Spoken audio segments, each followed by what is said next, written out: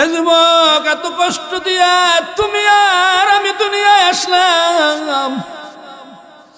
আসার পরে মায়ের ডিউটি কিন্তু সমাপ্তি ঘটে নাই, কথা ঠিক কিনা? বাবাও কিন্তু কষ্ট করেছে, সর্বক্ষণিক খবর নিয়েছে কি অবস্থা তোমার। সন্তান দুনিয়াতে আসলো, এই সন্তানের জন্য বাবা মা পাগল হয়ে যায়। সন্তান কি জিনিস, যার সন্তান নাই সে সারা কেউ বুঝবে না, ঠিক কিনা? সন্তান দুনিয়াতে আসলো, মা একটা কষ্ট করলো গর্ভধারণের সময়, আর একটা কষ্ট করলো প্রসবের সময়, আর একটা কষ্ট মা করতেছে যখন দুনিয়াতে আপনার আমি আসলাম। মায়ের বুকের দুধ, আমার আল্লাহর দেওয়া কুদরতি দুধ মা পান করাইছে। তুমি আর আমি ঘুমায় রইলাম, ঘুমের মধ্যে ওয়া ওয়া করে চিল্লানি দিলাম। পাশে বাবা সারাদিন অক্লান্ত পরিশ্রম করেছেন, নাকটাই না ঘুমাইতেছেন, বাবার খবর নাই। কিন্তু একবার মাত্র ওয়া কইরা চিল্লানি দিলা, ওই একবার চিল্লানির কারণে মায়ের ঘুম ভেঙে গেছে, ঠিক কিনা? কথা ঠিক না? মায়ের ঘুম ভেঙে গেল, মা দুধ পান করাইতেছে। বিছানায় প্রস্রাব করে দিলাম, মা আমার ডান পাশে শুইল, ডান পাশে প্রস্রাব করলাম, বাম পাশে রাখলো, বাম পাশে প্রস্রাব করলাম। এইবার সারা রাত বুকের উপর রাইখা জায়গা রইছে।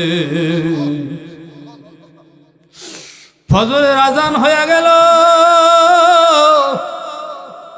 স্বামী ডাক দিছে, স্ত্রী নামাজ পড়বা না? বলে হ্যাঁ নামাজ তো পড়ব, তবে আমার পুরো শরীর ধুয়ে নিতে হবে, কারণ তোমার সন্তান প্রস্রাব কইরা আমার পুরা কাপড় চোপড় ভিজাইয়া দিছে, ঠিক কিনা? এ সন্তান আস্তে আস্তে বড় হইলা। আজকের সমাজে এই বাপ মার কোনো দাম নাই, কথা ঠিক কিনা? আছে? শেষ জবানার আলামত, সন্তান মা বাবার সাথে বেয়াদবি করবে, কথা ঠিক কিনা? এমন এমন ইতিহাস আমাদের জানা আছে, সন্তান মায়ের গায়ে হাত তুলে, বাবার গায়ে হাত তুলে, ঠিক কিনা? জোরে কন্যা আউযু বিল্লাহ। আমাদের দেশের সমাজ রীতিনীতির কথা বলতেছি। মাওলার কোরআনের তেলাওয়াতের মধ্যে কত যে মজা, যে তেলাওয়াত করে সে ছাড়া কেউ বুঝবে না। আমাদের বেলায় দেখতাম, প্রাইমারি স্কুলে যখন পড়তাম, প্রাইমারি স্কুলের চতুর্থ পঞ্চম শ্রেণীর মধ্যে বাংলা বইয়ের মধ্যে আমার নবীর জীবনী ছিল কি ছিল না? হযরতে আবু বকরের জীবনী ছিল কি ছিল না? হযরতে ওমরের জীবনী ছিল কি ছিল না? আজকে দোস্ত, আপনার সন্তান স্কুলে পড়ে, বইটা টান দিয়ে তালাশ করবেন, দেখবেন পুরা সিলেবাসের মধ্যে হিন্দুত্ববাদে পুরাপুরি ভরা। একদল চায় এই দেশে হিন্দুত্ববাদ কায়েম করতে, আপনারা কি দিবেন? হ্যাঁ, এদেশে কখনো সম্ভব না। বলতেছিলাম, কোরআনের মর্যাদা উলামায়ে কেরামের একটু গুতাগুতির কারণে আছে। যদি আজকে বাংলার জমিনে উলামায়ে কেরামরা চুপ হয়ে যাইতাম, তাইলে আমাদেরকে আসলে ওরা বানর বানিয়ে ফেলতো, ঠিক কিনা? নাস্তিক বানিয়ে দিত, কথা ঠিক কিনা? কিন্তু বাংলার জমিনে হক্কানি উলামায়ে কেরাম থাকতে ওরা কখনো এটা পারবে না। এজন্য কোরআনের সম্মান করতে হবে কি হবে না? আপনি যখন মালিকের কবরে চলে যাবেন, আপনি কোরআন পড়তে জানেন না, কিন্তু কোরআনের ব্যথা যদি আপনার কলিজায় লাগে, কলিজায় থাকে, একটু ব্যথা থাকার কারণে হইতে পারে আমার মালিক আপনাকে কবুল করে কবরটা জান্নাতের বাগান বানিয়ে দিতে পারি। ভারতের এক ঘটনা, এক বৃদ্ধ সারাদিন কাজ করত, রাত্রে বাসায় আইসা এশার নামাজ পড়া যায় নামাজ বিছাইয়া চোখের পানি ফালাইয়া শাহাদাত আঙ্গুলটা মাওলার কোরআনের ভিতরে টানতর বলতো, মালিক আমি কোরআন পড়তে জানি না, আমি কোরআন পড়তে জানি না, মাওলা এইটা তোমার কালাম, এইটা তোমার কালাম। আল্লাহর বান্দার ইন্তেকাল হয়ে গেল। ওই সমাজের মধ্যে কোনো মোল্লা মৌলবী ছিল না, একটা মাত্র কন্যা সন্তান, রাস্তার সাইডে বাড়ি, পর্দার অঞ্চলে দাঁড়িয়ে রয়েছে। দেখিনি জুব্বা পরা টুপিওয়ালা কোনো লোক রাস্তা দিয়া যায়, দেখে এক সরকারি চাকরিজীবী সাইকেল চালায় আসতেছে, সালাম দিয়ে বলতেছে, হে আল্লাহর গোলাম, আমার বাবার ইন্তেকাল হয়ে গেছে, আমাদের এমন কোনো মোল্লা মৌলবী নাই যারা আমার বাবার জানাজা দিবে, আপনি একটু যদি জানাজা দিতেন। আল্লাহর গোলাম অতি তাড়াতাড়ি কইরা জানাজা পইরা মাথার কাছে নামলো কবরে। উনি মাথার কাছে ছিলেন, তাড়াতাড়ি কোনো রকমের মাটি দিয়া লোকজনকে বলছে, আপনারা মাটি দিয়ে দেন, আমার অফিসের সময় হয়ে গেছে। গেটে গেছে, গিয়া দেখে আইডি কার্ড আর পকেটে নাই। অনেক খোঁজাখুঁজির পরে খেয়াল আসলো ওই কবরের ভিতরে আমার আইডি কার্ড পইরা রয়েছে। আল্লাহর গোলাম আবার রিটার্ন আসছে, আইসা মেয়ের কাছ থেকে অনুমতি নিছে, মাগো তোমার বিপদ আমি উদ্ধার করছি, মা তুমি আমার বিপদটা উদ্ধার করবানি। বলে কি বিপদ?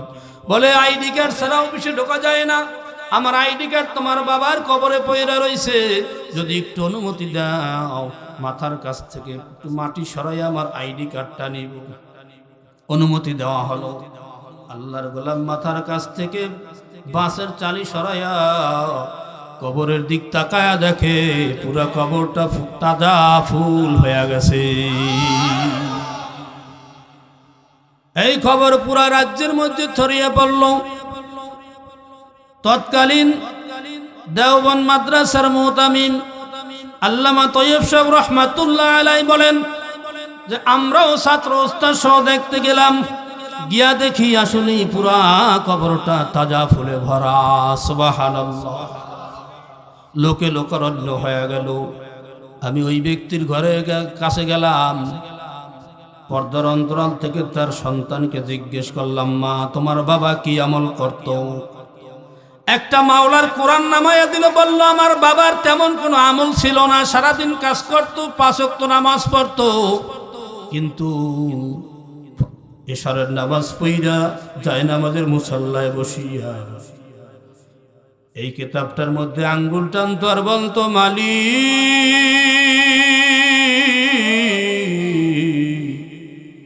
আমি তোমার কোরআন পড়তে জানি না। তৈয়ব সাহেব রহমাতুল্লাহ আলাইহি বলেন, হয়তোবা এই আমলের কারণে আমার আল্লাহ তার কবরটা তাজা ফুলের বাগান বানায়া দিছে।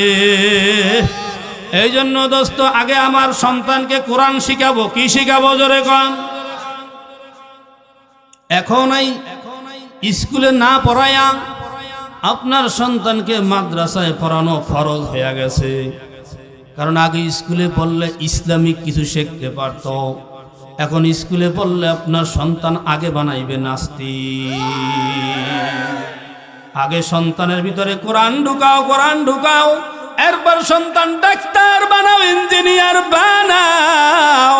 তোমার সন্তান কখনো গোমরা হবে না, তোমার সন্তান কখনো পথভ্রষ্ট হবে না, ঠিক কিনা? তাহলে কোরআনের দাম আমাদের কারণে মোটামুটি আছে, কথা ঠিক কিনা? এরপরে দেখেন বেহায়াপনা বেড়ে যাবে, অশ্লীলতা বেড়ে যাবে, আছে না নাই?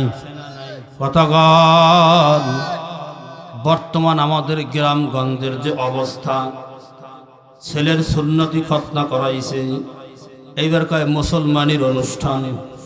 কথা কয় না, কি অনুষ্ঠান?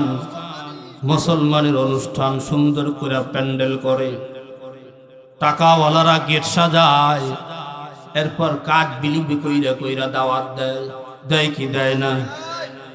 এবার চিন্তা করে, খালতো ভাইয়ের ছেলের মুসলমানি আজকে।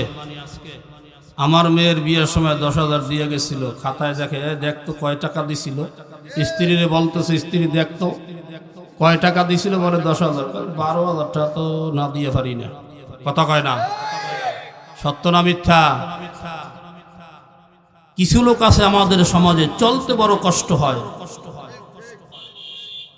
সমাজ নামক একটা কথা আছে, এই সমাজের তাড়নায় বইরা সমাজ টিকাইতে যায়, তারপর আল্লাহর বান্দাকে সুদে টাকাই না, তারপরে এই মুসলমানি খেতে যেতে হয়। এগুলি সম্পূর্ণ হারাম। সম্পূর্ণ কি হারাম। আর এই বক্সের যে অবস্থা, আজকে তো বক্স বাজতেছে মাহফিলের প্যান্ডেলে, আলহামদুলিল্লাহ। এই বক্স সাহেব সে ওই প্যান্ডেলও যায়, মানুষ নামাজ পড়বে, নামাজ পর্যন্ত পড়তে পারে না। এগুলি এমন মানে খারাপের মধ্যে পয়সা গেছে, ভাষায় বলার মতো না। ইমাম সাহেব নামাজে দাঁড়াইছে, নামাজ চলতেছে, কিন্তু বক্স বাজতেছে। এগুলি মুসলমানের সন্তান। কথা কন না কেন? আমার কথা আপনাদের ভালো লাগে না? না শেষ করে দেব? মূল আলোচনায় যাই নাই কিন্তু এখন। নামাজ পড়তেছে, আফসোস, ছোট ছোট বাচ্চা আছে না নাই, বক্সের তাড়নায় ঘুমাইতে পারতেছে না, চিল্লাই উঠতেছে। ইমাম সাহেবের কাছে নিয়ে যায়, হুজুর গত রাত্রে বাড়ির পাশে বিয়ে গেছে, মুসলমানের অনুষ্ঠান গেছে, বক্সের তাড়নায় বাচ্চা ঘুমাইতে পারে নাই, এই যে ভয় পাইছে, এখন ঘুমের মধ্যে চিল্লাই ওঠে। যাদের কারণে এগুলি হইতেছে, হে সমাজপতিরা, প্রতিনিধিরা, আপনারা কোথায়? আসলে এদের ইশারা ইঙ্গিতে এগুলি হইতেছে। আপনি বাধা দিতে যাবেন, বরঞ্চ আপনার উপর বাধা চলে আসবে। মেম্বার সাহেবের কাছে বিচার নিয়ে গেলে, তুমি গেলা কি লিগে, ক্ষমা কও দেই, তোমার কি দরকারটা আছে? এখন তোমার ফলাফানা দিলে বাড়ি দিয়েছে, তোমার মারছে, এটা ভালো হয়েছে না? কি লেগে তুমি গেলা? ওমিয়া তোমার কি মেম্বার বানাইছে এই লেগে? কথা কন না কেন? হ্যাঁ, একজন মেম্বার, চেয়ারম্যান, প্রতিনিধি কেন বানায়? যে সমাজ থেকে খারাপি দূর করার জন্য, ঠিক না বেঠিক? এই জন্য আল্লাহওয়ালা, দিনওয়ালা প্রতিনিধি হওয়া চাই। পিছনের ভাইরা কি রাজি আছেন? একটা তাকবীর হবে, পিছনের ভাইরা তাকবীরের জবাব দিবেন, সামনেরা চুপ থাকবেন। নারায়ে তাকবীর। এবার যুবকরা তাকবীর দিবেন, মুরব্বীরা চুপ থাকবেন। নারায়ে তাকবীর। হয় নাই এখন? নারায়ে তাকবীর। দিন ইসলাম, দিন ইসলাম। তাইলে বোঝা গেল, যুবকরা যদি ঠিক হয়ে যায়, সমাজের সব ঠিক। যুবক ভাইরা কি বলেন? যুবক ঠিক হয়ে গেলে সমাজ ঠিক হয়ে যাবে। এ ভাই, হাতেও ধরে বলি, পায়েও ধরে বলি, হারামি কাজ কইরো না। এ বৃদ্ধ বাবা, তোমার মেয়ের বিবাহ অনুষ্ঠান অত্র এলাকার মধ্যে আনাচে কানাচে হাফিজি মাদ্রাসার অভাব নাই, ঠিক কিনা? মাদ্রাসার আলেমদেরকে দাওয়াত দাও, ছাত্রদেরকে দাওয়াত দাও, দাওয়াত দিয়ে একটু কোরআনের খতম পড়াও। আর হুজুরদেরকে বলো, হুজুর আমার মেয়ের বিবাহ বরকতের জন্য আজকে কোরআন তেলাওয়াতের আয়োজন করেছি, হুজুর আজকে একটু আপনি দোয়ার ব্যবস্থা করেন, একটু দোয়া কইরা দেন, আমার আল্লাহ যেন এই বিবাহের মধ্যে ভরপুর কামিয়াবি দান করে। ঠিক কিনা? এইরকম একজনও পাইবেন? কথা কয় না? পাবেন একজনও? আজকের মাহফিল থেকে আমরা সিদ্ধান্ত নিতে চাই যে আমার ছেলে বিবাহ করাবো, আমার মেয়ে বিবাহ করাবো, আমার নাতি বিবাহ করাবো, আমার নাতনি বিবাহ দেব, মুসলমানি করাবো। কোনো গান বাজনা, বেহায়া পোনা, অশ্লীলতা চলবে?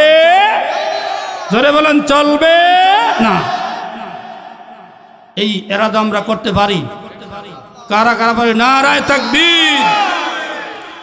মালিক, তোমার বান্দারা না বুঝিয়া ভুল করেছে, আমার যুবক ভাইরা আজকে হাত তুলে দিয়েছে। মালিক, আমার ভাইজানরা আর ভুল করবে না। ও মালিক, যুবক ভাইদেরকে তোমার রহমতের কোলে তুলে দিলাম। আল্লাহ হেদায়েতের মালা গলায় পরায়া দাও। আমার মুরব্বী বাবাদেরকে তোমার দিনের জন্য কবুল করে নাও আমিন। সম্মানিত হাজিরিন,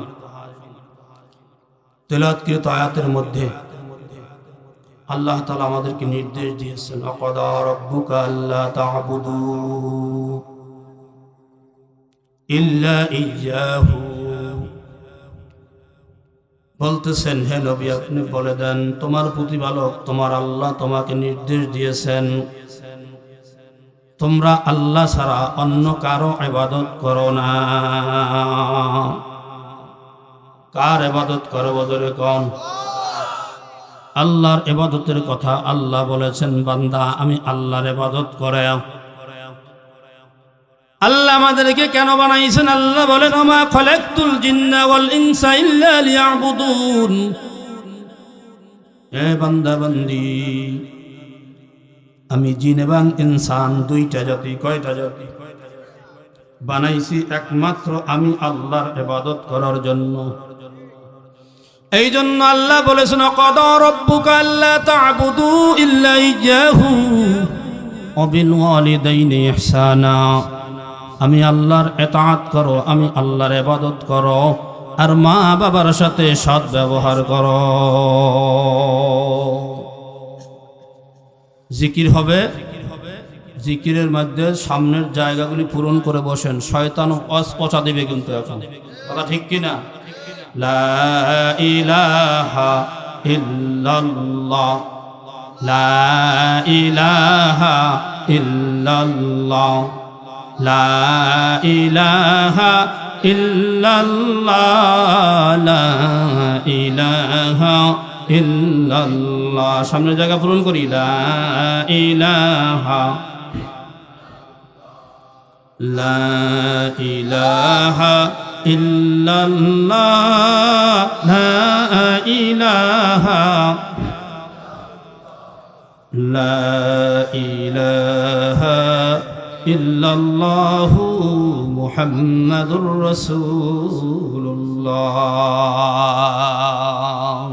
তাহলে আল্লাহ বলেন, তুমি আল্লাহ তোমাদেরকে নির্দেশ দিলাম আমি আল্লাহ ব্যতীত অন্য কারো ইবাদত করো না, পিতামাতার সাথে সদ্ব্যবহার করো। ওয়াকাদা রাব্বুকা আল্লা তা'বুদু ইল্লা ইয়্যাহু ওয়া বিল ওয়ালিদাইনি ইহসানা ইম্মা ইয়াবলুগান্না ইনদাকাল কিবারা আহাদুহুমা আও কিলাহুমা। তোমাদের পিতা মাতা অথবা দুইজনের একজন যখন বার্ধক্যে তোমাদের সামনে উপনীত হয়, ওয়াকাদা রাব্বুকা আল্লা তা'বুদু ইল্লা ইয়্যাহু ওয়া বিল ওয়ালিদাইনি ইহসানা ইম্মা ইয়াবলুগান্না ইনদাকাল কিবারা আহাদুহুমা আও কিলাহুমা ফাকুল লাহুমা উফফিন ওয়া লা তানহারহুমা। তাদেরকে ধমক বলে এই শব্দটা বলার মতো কষ্ট তাদেরকে দিও না, তাদেরকে ধমক দিও না, তাদের সামনে তোমার রহমতের ডানা বিছায়া দাও, তাদের সাথে নম্র ভদ্র ভাষায় কথা বলো এবং মালিকের সামনে বলো মালিক। সবাই বলেন, ওয়াকুর রব্বিরহামহুমা কামা রাব্বায়ানি সগীরা। দোয়া কে শিখিয়েছেন? জোরে বলেন, কে? আল্লাহ। হাদিসে পাকের মধ্যে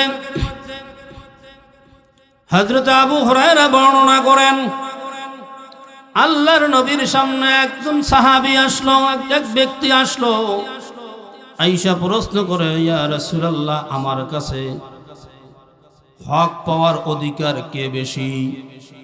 আল্লাহর নবী বলেন, তোমার মা। বলে তারপর কে? বলে তোমার মা। বলে তারপর কে? বলে তোমার মা। বলে তারপর কে? বলে তোমার বাবা। রাওয়াহুল বুখারী। সুবহানাল্লাহ। মার কথা কয়বার আসছে? 3 বার। কয়বার? বাবার কথা কয়বার? এই জন্য বাবারা কি বেজার নেই? বেজার হয়ে যাবে। মা বাবা উভয়ই কষ্ট করেছে, মায়ের কষ্টটা 3 গুণ বেশি। কয় গুণ ধরে কন? মা 3টা কষ্ট বেশি করে। কয়টা কষ্ট? হ্যাঁ যুবক, ভালো কইরা শুই নলরে ভাই, তিনটা কষ্ট তোমার আমার মা করেছেন। যেদিন তুমি আর আমি মায়ের গর্ভে আসলাম, গর্ভে রাখার কষ্ট মা ছাড়া কেউ বুঝবে না।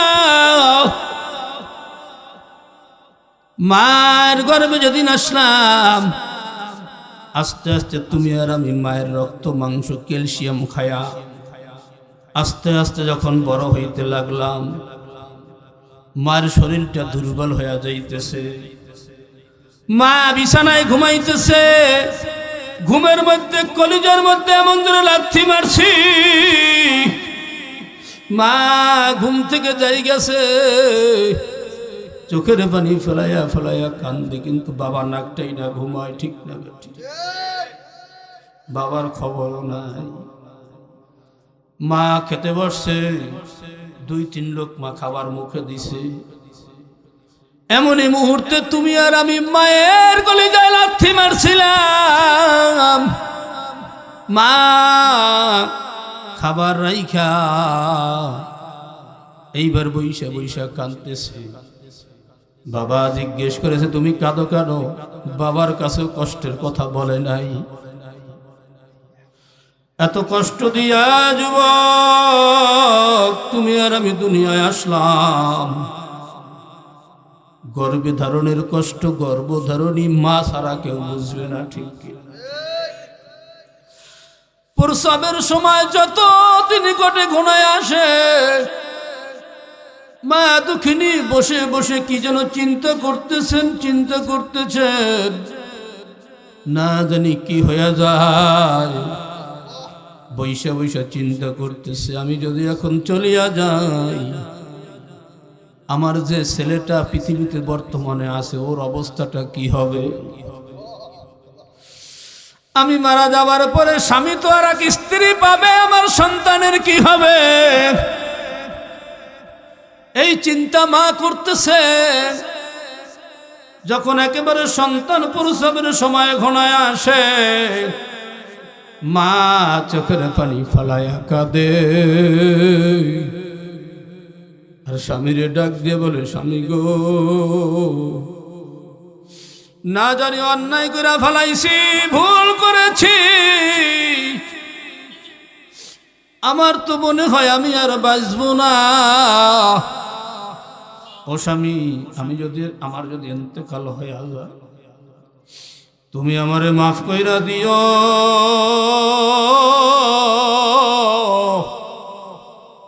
আমার কলিজার টুকরা সন্তানটা তুমি দেখিয়া রাখিও। শ্বশুরের কাছে যায়, বলে আব্বা অন্যায় যদি করে থাকি মাফ করে দিয়েন। শাশুড়ি কি বলে, আম্মা অন্যায় করে থাকলে মাফ করে দিয়েন। যুবক, এত কষ্ট দিয়া তুমি আর আমি দুনিয়ায় আসলাম, আসার পরে মায়ের ডিউটি কিন্তু সমাপ্তি ঘটে নাই, কথা ঠিক কিনা? বাবাও কিন্তু কষ্ট করেছে, সর্বক্ষণিক খবর নিয়েছে কি অবস্থা তোমার। সন্তান দুনিয়াতে আসলো, এই সন্তানের জন্য বাবা মা পাগল হয়ে যায়। সন্তান কি জিনিস, যার সন্তান নাই সে সারা কেউ বুঝবে না। ঠিক কি না?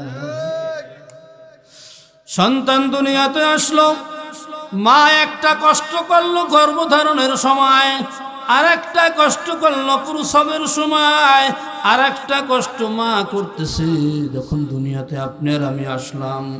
মায়ের বুকের দুধ, আমার আল্লাহর দেওয়া কুদরতি দুধ মা পান করাইছে। তুমি আর আমি ঘুমায়া রইলাম, ঘুমের মধ্যে ওয়া ওয়া করে চিল্লানি দিলাম। পাশে বাবা সারাদিন অক্লান্ত পরিশ্রম করেছেন, নাকটাই না ঘুমাইতেছেন, বাবার খবর নাই। কিন্তু একবার মাত্র ওয়া কইরা চিল্লানি দিলা, ওই একবার চিল্লানির কারণে মায়ের ঘুম ভেঙে গেছে। ঠিক কিনা? কথা ঠিক না? মায়ের ঘুম ভেঙে গেল, মা দুধ পান করাইতেছে, বিছানায় প্রস্রাব করে দিলাম, মা আমার ডান পাশে শুইল, ডান পাশে প্রস্রাব করলাম, বাম পাশে রাখলো, বাম পাশে প্রস্রাব করলাম, এইবার সারা রাত বুকের উপর রাইখা জায়গা রইছে। ফজরের আজান হয়ে গেল, স্বামী ডাক দিছে, স্ত্রী নামাজ পড়বা না? বলে হ্যাঁ নামাজ তো পড়ব, তবে আমার পুরো শরীর ধুয়ে নিতে হবে, কারণ তোমার সন্তান প্রস্রাব কইরা আমার পুরা কাপড় চোপড় ভিজাইয়া দিছে, ঠিক কিনা? এ সন্তান আস্তে আস্তে বড় হইলা। আজকের সমাজে এই বাপ মার কোনো দাম নাই, কথা ঠিক কিনা? আছে? হ্যাঁ, শেষ জমানার আলামত, সন্তান মা বাবার সাথে বেয়াদবি করবে, কথা ঠিক কিনা? এমন এমন ইতিহাস আমাদের জানা আছে, সন্তান মায়ের গায়ে হাত তুলে, বাবার গায়ে হাত তুলে, ঠিক কিনা? জোরে কন্যা আউযু বিল্লাহ। আমাদের দেশের সমাজ রীতিনীতির কথা বলতেছি। এক ব্যক্তির 3 সন্তান। কয় সন্তান? জোরে বলেন, কয় সন্তান? বাবা মারা গেছে, অল্প কিছু জায়গা জমি রাইখা গেছে। বাবা মারা গেছে, অল্প কিছু জায়গা জমি রাইখা গেছে। এখন 3 ভাই বৈঠকে বসছে। হ্যাঁ যুবক, খেয়াল দিয়া শুন। বৈঠকে বৈশা এক ভাই বলতেছে, এখন মা কার কাছে থাকবে? ভাগাভাগি আছে কি নাই? হ্যাঁ যুবক, একটা কথা বলে যাই, ভাগাভাগি চলবে না, টানাটানি চলবে, কথা কয় না? ভাগাভাগি চলবে না, টানাটানি চলবে। মা আমার ঘরে থাকবে, ওই ভাই কইবে না মা আমার ঘরে থাকবে, আর এক ভাই বলবে না মা আমার ঘরে থাকবে। এই রকমের টানাটানি চলবে। কে খাওয়াইলো, কে দিল না দিল, এইটা আমার জানার বিষয় নয়। আমার মা আমার ঘরেই থাকবে। টানাটানি চলবে। কি চলবে বাবা? টানাটানি চলবে, কিন্তু ভাগাভাগি চলবে না। একটা প্রশ্ন করি, মা কি আপনাকে ভাগ করে পালছিল? কথা বলেন, ভাগ করে পালছিল? বলে নাই। তো শোনেন, এক ব্যক্তির 2 সন্তান। কয় সন্তান? 2 সন্তান। বড় ছেলেটা খুব টাকাওয়ালা, পয়সাওয়ালা, বাড়িওয়ালা, গাড়িওয়ালা, কিন্তু দুনিয়ামুখী। কি মুখী? ধরে বলেন কি মুখী? ছোট ভাই আলেম। ছোট ভাই কি? আলেম। মাকে খুব শ্রদ্ধা করে, মহব্বত করে, কিন্তু বড় ভাই মার খোঁজ খবরও নেয় না। মা কি খায় না খায় এ খবর তার কাছে নাই। ছোট ভাই বড় ভাইয়ের দিনের দাওয়াত দেয়, দিন কিন্তু ভাই আপনি এত কষ্ট করে বাড়ি করলেন, গাড়ি করলেন, এগুলি আপনার কিছু নেই। এই কি কস? এগুলি কিছু, এগুলি সবই তো আমার। বলে আপনাকে একটা বুদ্ধি দিই। বলে কি? বলে আপনি খেতে যাবেন কাজ করতে। খেতে কাজ করে যাওয়ার পরে আপনি মরার ভান ধরবেন, আপনাকে চাদর দিয়ে ডাইকে রেখে আমি বলবো কি আমার বাইরে সাপে কাটছে। বাইরে, কথা কন, সাপে কাটছে। তাহলে কে আপন কে পর সেটা পাওয়া যাবে।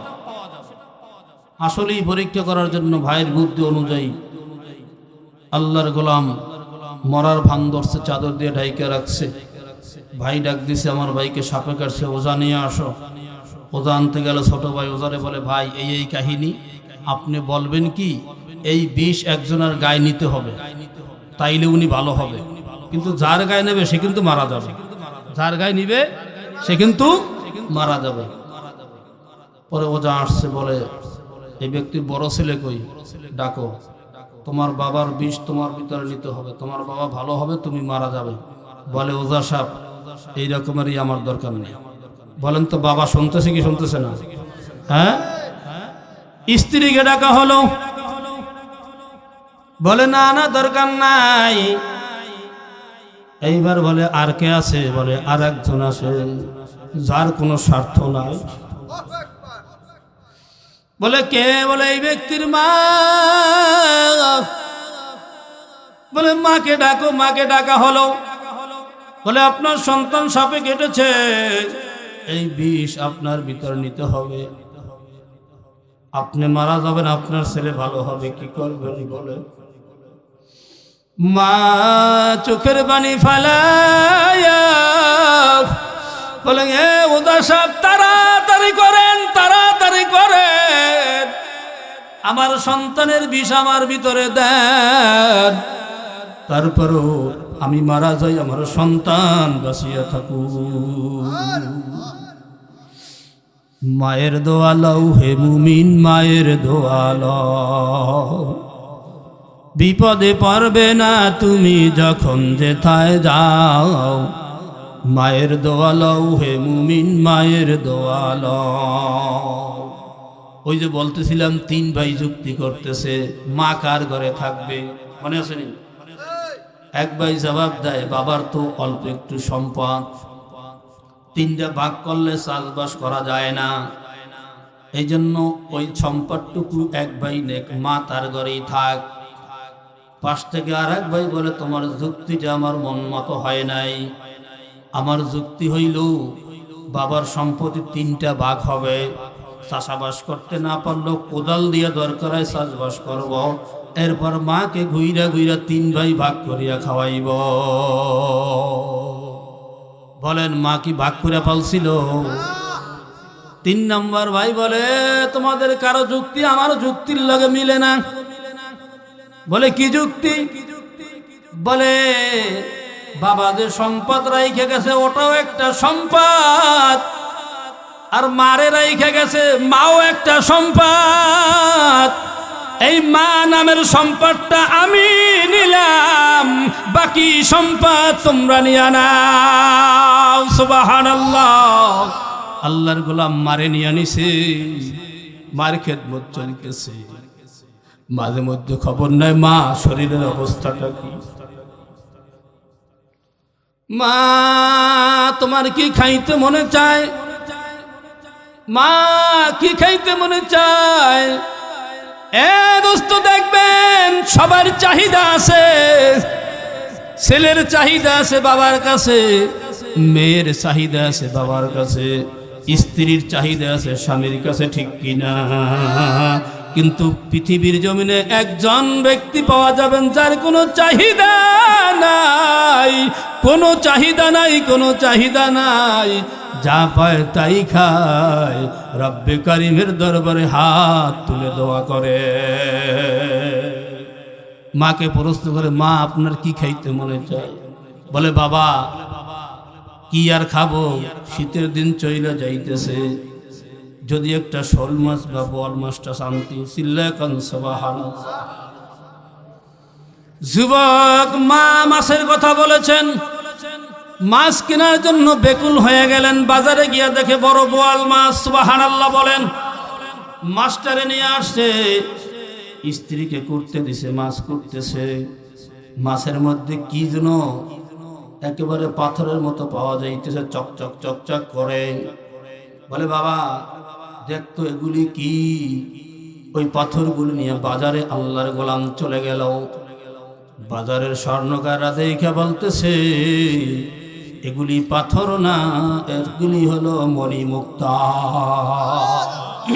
বলে এগুলির অনেক দাম। এগুলির কি? অনেক দাম, অনেক দাম। এগুলি বাজারের কোনো স্বর্ণকার কিনতে পারবো না, সে মূল্য স্বর্ণকারের কাছে নাই। এগুলি কিনতে হইলে রাজা বাদশা ছাড়া কেউ কিনে না। আল্লাহর গোলাম বাদশার দরবারে চলে গেলেন, অনেক টাকার বিনিময়ে মণিমুক্তা বিক্রি করলেন। এ যুবক, ওই যুবক বাবার সম্পদ নিছিল নাকি? জোরে বলেন, নিছিল নাকি? একটা সম্পদ নিছে, সম্পদটার নাম কি? জোরে বলেন, সম্পদটার নাম কি?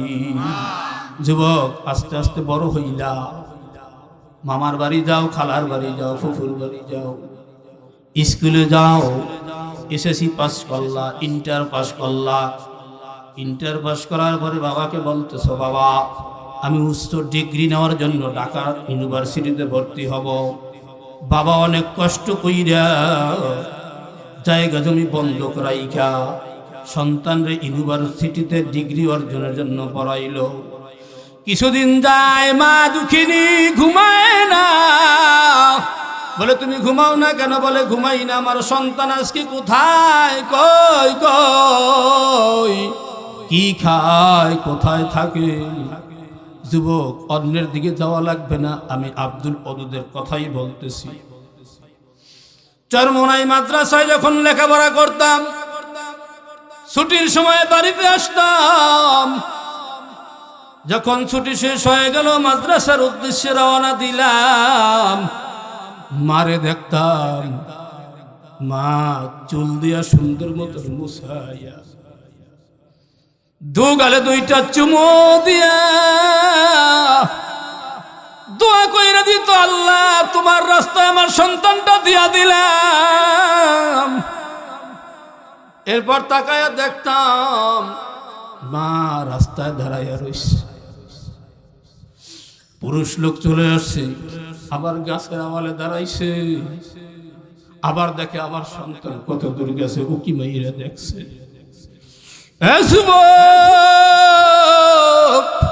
আমি আব্দুল ওদুদের কোনো এলেম নাই, কালাম নাই, কিচ্ছু নাই, কিন্তু মা বাবার দোয়া আছে। বাবা ইন্তেকাল করছেন, ইন্তেকালের আগে দেখতাম ফজরের সময় যায় নামাজের মুসাল্লা বিছায়া দিয়া আল্লাহর বান্দা মুনাজাত ধরলে আধা ঘন্টার নিচে মুনাজাত ছাড়তো না। আমাদের সকল ভাই বোনদের জন্য বাবা দোয়া করতেন, পরিশেষে একটা দোয়াই করতেন, আল্লাহ আমার সন্তানগুলি তোমার দ্বীনের জন্য কবুল করো। মনে হয় আমার বাবার দোয়া আল্লাহ তাআলা কবুল করছেন। আপনাদের দোয়ায় আমরা দুই ভাই আলেম হইছি, দুই ভাই কে আল্লাহ তাআলা সারা বাংলাদেশে আনাসে কানাসে মাওলায় নেয়। এলেম নাই, কালাম নাই, মা বাবার দোয়ায়, কথা ঠিক কিনা? যুবক, বাবা দুইবার স্ট্রোক করছেন, মৃত্যুর আগে একদিন দেখে খুব কান্না করতেছেন। বাবা কাঁদেন কেন? বলে বাবা তোদের জন্য জায়গা করতে পারি নাই, জমি করতে পারি নাই, তোদের জন্য কিছু করতে পারি নাই, অজরে কাঁদতেছেন। আমি জবাব দিলাম, বাবা কাঁদিয়েন না, কাঁদেন না, আপনি যা করছেন এই এলাকার কেউ তা করতে পারে নাই, ঠিক কিনা? যুবক, যারা মাকে কষ্ট দাও, বাবারে কষ্ট দাও, আজকে বৃদ্ধাশ্রম হয়েছে। কি হয়েছে যেরকম বৃদ্ধাশ্রমের মধ্যে আফসোস লাগে, কষ্ট লাগে। সন্তান বিমান বাহিনীতে চাকরি করে, ঢাকার শহরে 10 তলা 5 তলা বাড়ি, তার বাবার জায়গা ওই 5 তলায় হয় নাই, 10 তলায় হয় নাই, তার বাবার জায়গা হইছে বৃদ্ধাশ্রমের মধ্যে। আছে না? না, একেবারে জেনে রাখো, নিশ্চিত জেনে রাখো, আল্লাহর হাবিব বলেন তোমার মা তোমার বাবা তোমার জন্য জান্নাত, তোমার জন্য জাহান্নাম। যে মায়ের সেবা করবা, ওই মা যখন দোয়া করবে, সাথে সাথে আল্লাহর আদালতে দোয়া পৌঁছে যাবে। আজকে আমি হুজুরের দ্বারা দোয়া চাইবা, আমার দোয়া কবুল হইতেও পারে, নাও হইতে পারে, কিন্তু তোমার মা তোমার বাবা যখন হাত তুলে দোয়া করবে, মা বাবার দোয়া আল্লাহ সঙ্গে সঙ্গে কবুল করে। আল্লাহর হাবিব বয়ান করতেছেন, সাহাবায়ে কেরাম, তোমরা যদি তোমার মায়ের চেহারার দিকে, বাবার চেহারার দিকে নেক নজরে একবার তাকাইতে পারো, তোমার আমল নামার মধ্যে একটা কবুলতের সওয়াব দেওয়া হইবে। সুবহানাল্লাহ। বলে ইয়া রাসূলুল্লাহ, ইয়া হাবিবাল্লাহ, আমি যদি মা বাবার দিকে 100 বার মায়ার নজরে তাকাই তাইলে কি হবে? আল্লাহর হাবিব বলেন 100 বার তাকানোর কারণে 100টা কবুল হজের সব আমল নামায় দেওয়া হবে। এই জন্য যুবক, স্ত্রীর কথায় পইরা, তারনায় পইরা মা বাবারে ভুলিয়া যাস না। সন্তানরে পড়াইতেছে কোথায়? ডিগ্রির জন্য ইউনিভার্সিটিতে, কথা ঠিক কিনা? মনে আসেনি? ইউনিভার্সিটিতে পড়াইতে দিছে। কিছুদিন পর মা কিছু পিঠা বানাইছে, শীতের দিন যাইতেছে, বলে সন্তান তো বাড়ি আসলো না, যাও কিছু পিঠা নিয়ে যাও। আমার সন্তান এই পিঠা ভালোবাসে। মা বাবা জানে কি জানে না?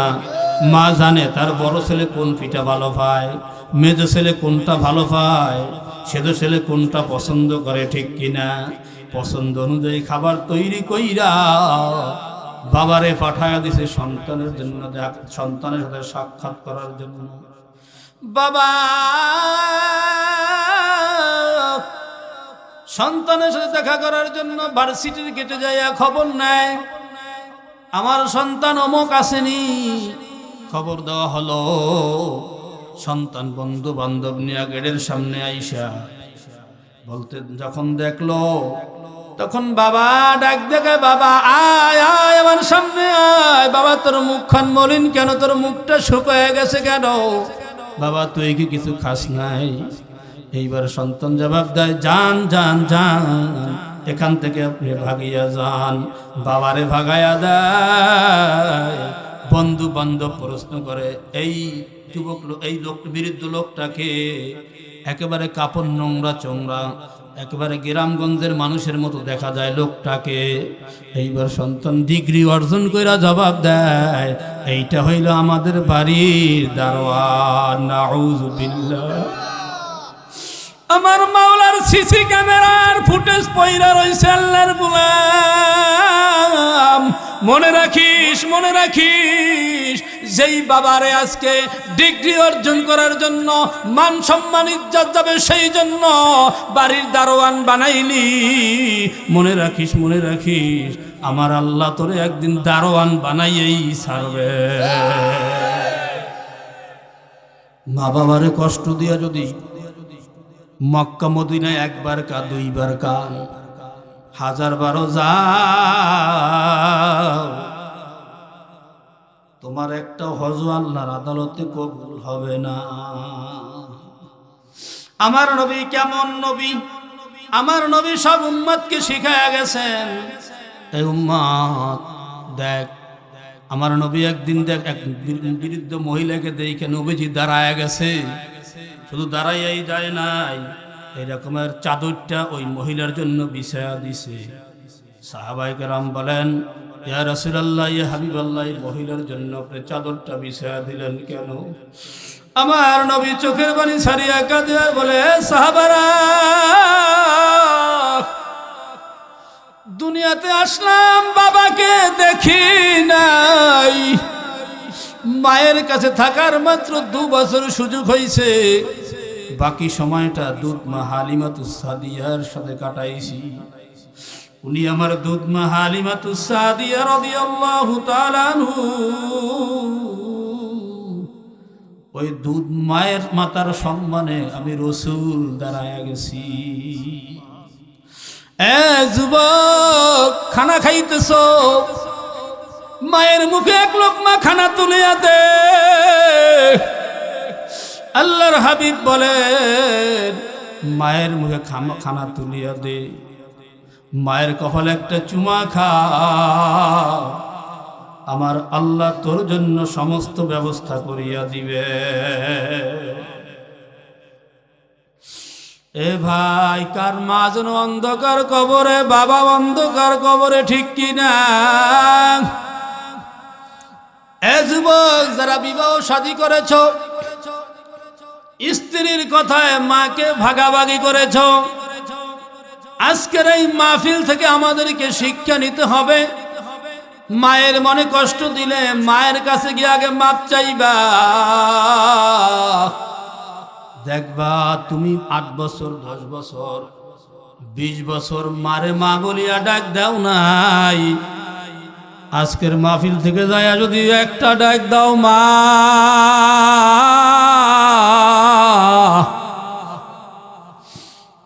দেখবা তোমার মা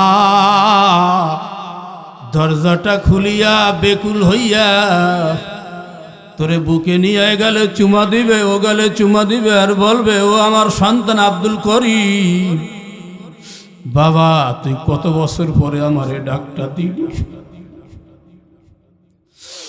তোর ডাক শোনার জন্য আমি মা তোর দুয়ারে দুয়ারে ঘুরছি, তুই রাস্তা দিয়া যাইতেছ তোর পিছু পিছু নিছি, দেখিনি আমি মারে একটা মা কইয়া ডাক দিয়েছি। ওই মার কাছে যদি আজকে মাপ চাইতে পারো যুবক,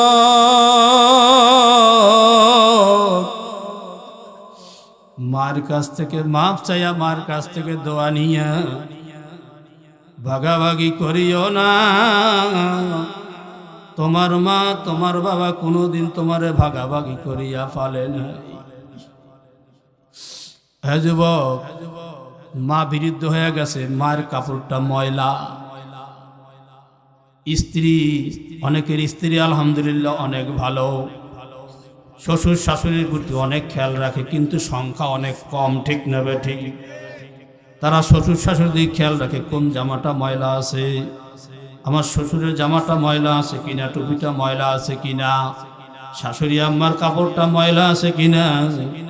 আমি আমার সন্তানের কাপড় চোপড় ধুইতে যদি পারি, আমার শ্বশুর শাশুড়িটা কেন পারবো না? আর কিছু মা বোন আছে বলে শ্বশুর একটা বুড়া, শাশুড়ি একটা বুড়ি, হাত পার রক্ত এখনো আছে, কি আর ধুয়ে লইতে পারে না। যুবক, এই সমস্ত স্ত্রীদেরকে বুঝাইবা বুঝাইবা, আর নিজে যদি সময় পাও, সময় পাইয়া মায়ের কাপড়টা ময়লা, বাবার কাপড়টা ময়লা ধুইয়া দাও। ওই বাপ ওই মা নামাজের মুসাল্লায় দাঁড়ায়া হাত তুলিয়া যখন তোমার জন্য দোয়া করবে, আগেই বলছি মা একটা বাবা একটা অমূল্য সম্পদ। আজকে মাহফিলে রওনা দিলাম, বললাম মাগো ওখান থেকে বয়ান কইরা ওখান থেকে ঢাকা চলে যাব। মা আমার বলে সন্তান আয় এদিকে আয়। মা দোয়া দিয়া দিল, কপালে একটা চুমু দিয়া দিল, বলে সন্তান যা যা, আমি তোরে দোয়া করে দিলাম, আল্লাহ যেন তোকে দিনের জন্য কবুল করে।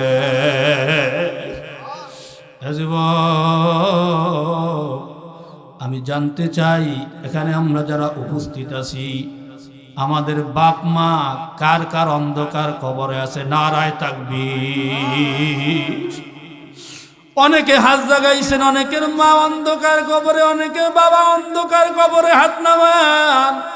এইবার জানতে চাই কার কার মা বাবা জীবিত আছে, হাত জাগাই। হাতের সংখ্যা কিন্তু অনেক কম, ঠিক কিনা? যারা হাত জাগাইছে রে যুবক, একটা ওয়াদা আজকে করে যাবা, মা বাবারে কখনো কষ্ট দিবা না। ওয়াদা করবানি, মা বাবারে কখনো কষ্ট দিবা না। নারায়ে তাকবীর। ও মালিক, আমার যুবক ভাইরা তাদের মা বাবা জীবিত, হাত জাগাইছে, মা বাবারে কষ্ট দিবে না, মা বাবার অবাধ্য হবে না।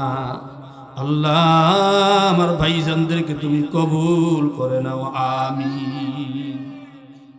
এ ভাই, যার মা অন্ধকার কবরে, বাবা অন্ধকার কবরে, ওই বাবা ওই মা কবর থেকে ডাক দিয়া কয়, হে আব্দুল করিম, হে আব্দুর রহিম, হে রহিমা খাতুন, পর্দার অন্তরালের মা, কার জন্য মা অন্ধকার কবরে, কার জন্য বাবা অন্ধকার কবরে? এ মা এ বাবা, ওই মা ওই বাবা কবর থেকে ডাক দেয়, সন্তান মাহফিলে যাও, মাহফিলে যাও, আমাদের জন্য একটু দোয়া করিস। এ সন্তান, তুই তো জানোস না আমি তোর মা, আমি তোর বাবা জাহান্নামের শিকলে বাঁধা। এ সন্তান, আমি তোর মা তোরে কষ্ট করে লালন পালন করেছি, আজকে তোর মা অন্ধকার কবরে জাহান্নামের শিকলে বাঁধা। একটু হাত তুলিয়া দোয়া কর, তোর দোয়ার বদৌলতে আল্লাহ কবরটা জান্নাতের বাগান বানায়া দিবে। চিল্লাকান সুবহানাল্লাহ।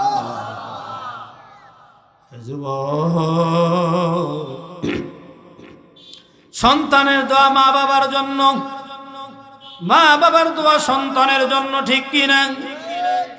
সন্তান চোখের পানি ফালায়া যদি মা বাবার জন্য কাঁদে আর দোয়া করে, ওই দোয়া সরাসরি আমার মালিকের দরবারে পৌঁছিয়া যায়। কার জন্য মা অন্ধকার কবরে, কার বাবা অন্ধকার কবরে। যুবক, ওই মা বাবার জন্য আমি একটু আপনাদের কাছে আবদার করব, যেই মসজিদের উদ্যোগে আজকের মাহফিল, ওই মসজিদে একটা উজুখানা দরকার।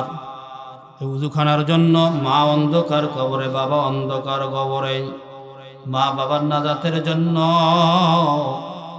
আমরা কোন কোন ভাই আছি, হুজুর আমি 2,000 টাকা এই মসজিদের মধ্যে দিয়া দিব। নারায়ে তাকবীর।